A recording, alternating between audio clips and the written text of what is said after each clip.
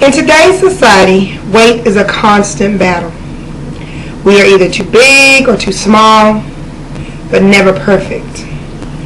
We contribute our fluctuating weight to overeating or undereating, exercising or not exercising. Some traits of our weight are hereditary, and others may just be from the lack of attention that we give our bodies. But what if the reason for the burden of our weight has more to do with spiritual weight that we carry on a daily basis, rather than the actual excuses set by our society? We are mind, body, and spirit.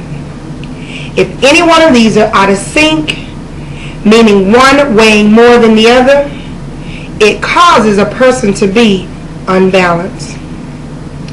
Weight has several definitions that relate to this paper. The most profound definition is the standard or the established amount that a thing should weigh. Spiritual means anything that relates to God and His Spirit. Natural can mean anything belonging to or from birth, innate, or happening in the normal course of things. Both spiritual and natural weight can have a direct impact on one another, causing positive or negative health impacts. Spiritual weight that we are guilty of carrying at some point is unforgiveness. Unforgiveness can come from carrying the burdens and the problems of our families, our friends, our co-workers, and even our enemies. Imagine climbing a mountain trail, and along the way you're picking up rocks of different shapes, of different sizes, of different colors.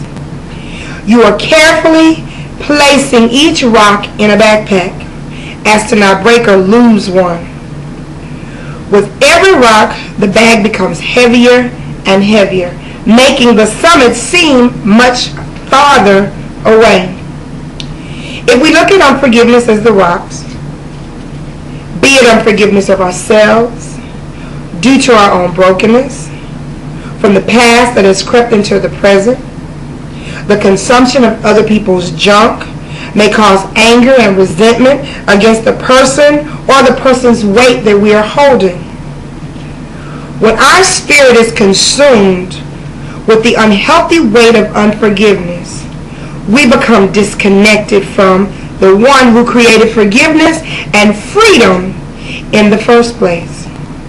The heaviness of carrying spiritual brokenness of the past, be it our own or someone else's, has a direct impact on our spirit. Much of the time, unforgiveness is unseen and unnoticed until we sit down and we stop moving. The manifestation of the unseen causes us to be sick and worn down. Stress, worry, confusion, depression, oppression, and the lack of spiritual care can and will cause sickness and disease to overtake our body. Spiritual heaviness causes us to lose time with God. Spiritual laziness in our prayer time and worship time interferes with our relationship with God.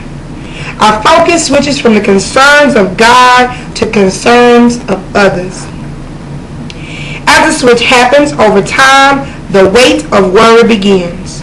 We worry about those that have left the church because of church hurt. Maybe they feel that they're not being spiritually fed, or maybe they have been offended. The struggle of packing the rocks up the mountain of worry causes us to slow down and over time eventually stop. We get so tired that we stop and sit down. We lose the fight and our will to continue.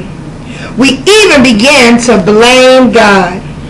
On the natural side, when we notice a little bulge around the belly, or perhaps a tightness around the thighs, those favorite pair of jeans no longer fit, we notice a change in our natural weight. The increase goes unnoticed for a long time. Our lifestyle affects the way that we may gain the weight. High stress jobs, busy family schedules. These things can cause us to depend on fast food chains and become the supplement for a good, healthy home-cooked meal. No matter what the reason, the substitute food can become our enemy or our comforter. Anytime we substitute the unhealthy for the healthy, our body suffers. The typical perception of a person that is overweight is that they are thought to be unhealthy. Society has trained our eyes to view anyone that is above 100 to 150 pound mark overweight. Being overweight leads to obesity, and obesity is unhealthy.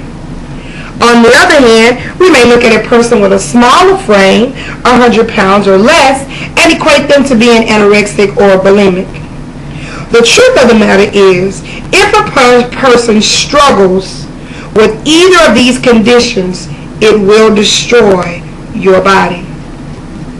In an article in the 2007 Journal of Body, Mind, and Spirit called My Idol, My World, Who's in Control?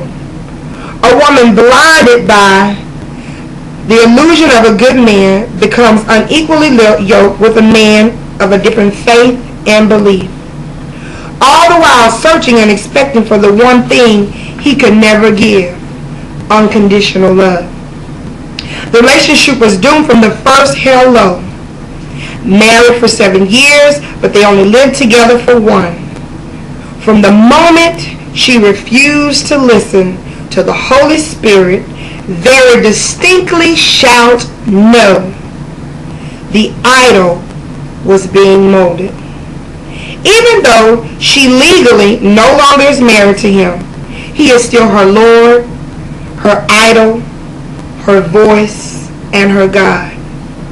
The physical pain she feels causes her to be incapacitated, unable to function as a mom, a friend, or a co-worker. Constantly in search of a quick fix, one more pill or supplement that will take the pain away. Frustrated, confrontational, and angry, nothing seems to work. If the doctors can't make the pill go away, so maybe another unaffordable shopping spree will fix the problem. Because her consumption with her idol, she cannot move forward. Starving her spirit, refusing to provide the necessary nourishment to grow and flourish into the equal balanced woman she was created to be, thus killing her spirit, resulting in the destruction of her mind and body. In an article written in the 2000 journal, Body, Mind, and Spirit, Total Freedom, a woman who suffered from depression stated that her body ached with constant pain. She was holding on to some past hurts and her spirit could not be lifted. There were even times when the prescribed medication did not work. One day, she had an encouraging word that inspired her to put the past behind her day by day. Until one day, she noticed that her pain was gone.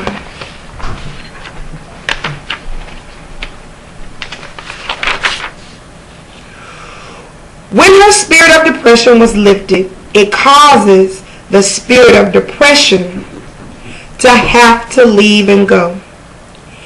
In return, her health improved. She is no longer on antidepressants. She made her mind up to start exercising her body, which made her feel good, thus lifting her spirit. When mind, body, and soul are in sync, it causes total alignment. Being equally balanced in mind, in body, and in spirit is crucial to leading a healthy, full life. As believers, we are promised a life of prosperity. So get up and get your body in check. Engage your mind and read your word. Embrace your spirit and worship the great I am. Now we are all in sync. Thank you.